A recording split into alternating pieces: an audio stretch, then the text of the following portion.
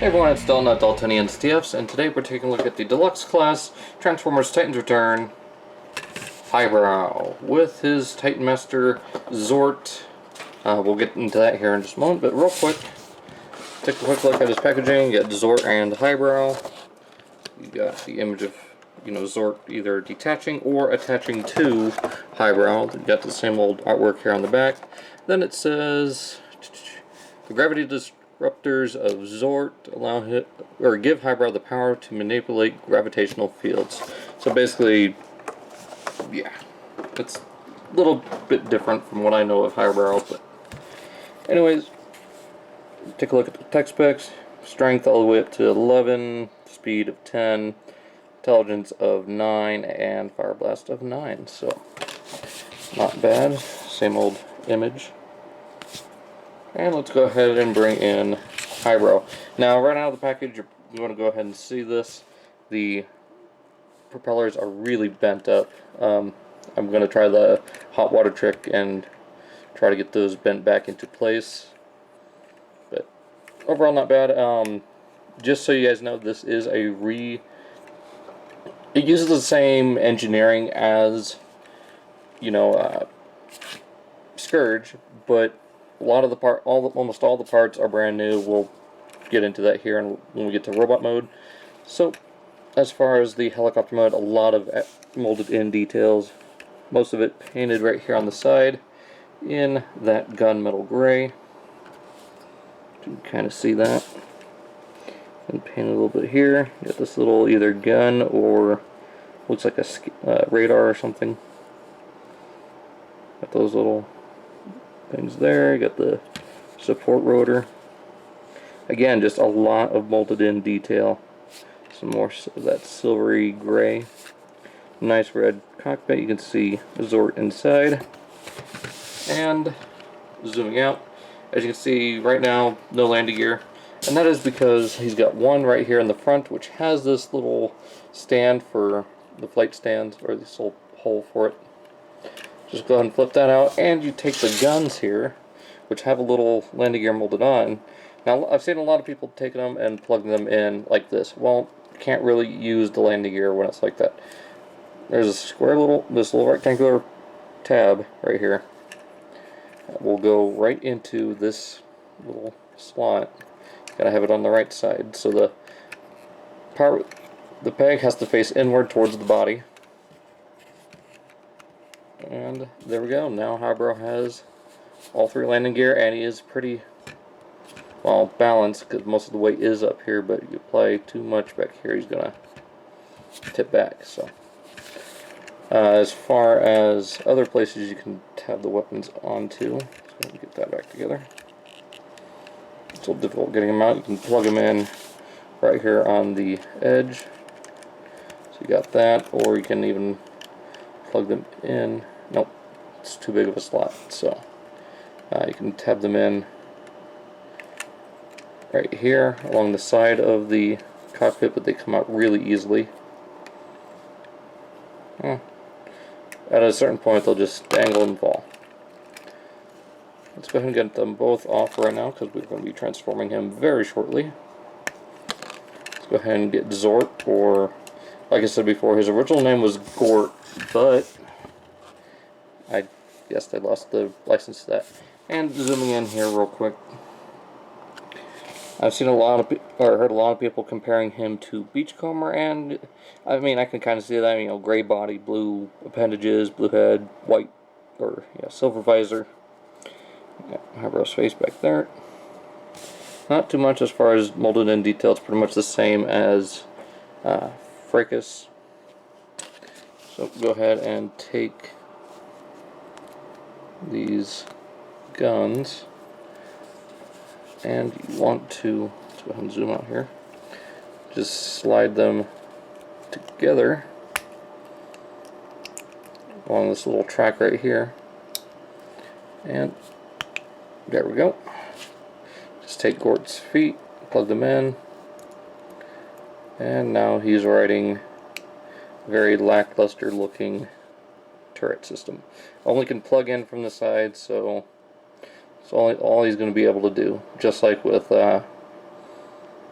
dialer and chrome dome. So there is that. Step that off to the side for now. So we got to take it apart and quickly go over the transformation on Highbrow. I mean, it is fairly similar to Scourge. Just want to untab what will be the arms from the sides here, bring those up, go and flip up the landing gear, and from here you want to pull up here on the rear section just to pop it up a little bit, split it down the middle and rotate out the legs, much like Scourge. Just straighten them out. And come under here, you want to flip up the heel spurs, which on Scourge these were the front of the feet. And once again, like Scourge, go ahead and collapse the waist section and rotate this whole assembly back. You really want to do this second hinge on the body first, that way you don't end up cracking the canopy. So just like that. And from here you want to just rotate out the fists. Again, they don't really have a stopping point besides there. Well, they do, kind of a detent, but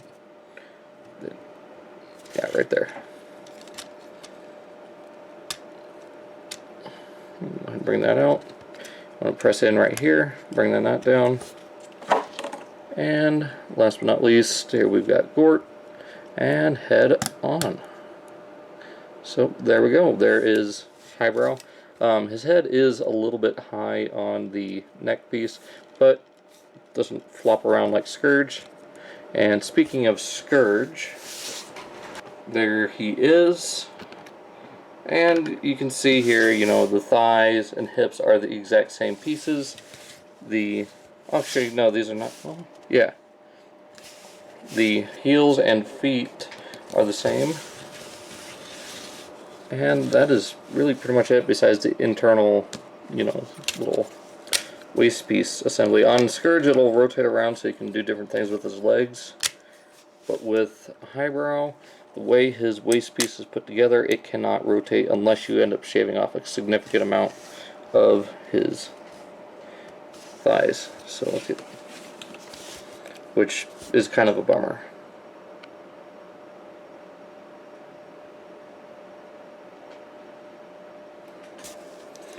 But yeah. I mean, otherwise, you know, he's pretty good. I mean, let's go ahead and bring in his guns. And let's go ahead and do it like that. Where the hollowed out pieces are facing the inside, you know, facing the body of the figure. And you can see here a lot more paint is shown. You've got this kind of bluish gray right here. You've got the red and yellow here on the sides of the shoulders. You get to see this, again, this kind of blue-gray here on the knees. And that's pretty much it. It's the same bluish kind of gray colors on his visor. So, and all that molding detail here on his torso, very nicely done all the way around.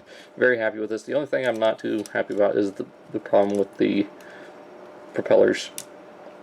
Now there is a fix on TFW to where you can heat up the pins, remove them, cut it, and there's a step-by-step way of doing it to where you can get the propellers to collapse a little bit. But I'm not too sure. So, I mean, I'm happy the way he is. Just got to be careful how he does them. Speaking of which, head does rotate fine. I mean, it's nice and tight, but it does have a tendency of just popping out while you're rotating it. I mean, not nearly as bad as Hardhead was when I first got him. Shoulders, ball joint, very stiff on mine. Shoulders, or bicep swivel, again, very tight. 90 degrees on a hinge at the elbow. A little loose on mine, nothing at the wrists. Like I said, nothing at the waist. Hips are on a hinge and swivel. So we got a nice range of movement back, forward, in and out.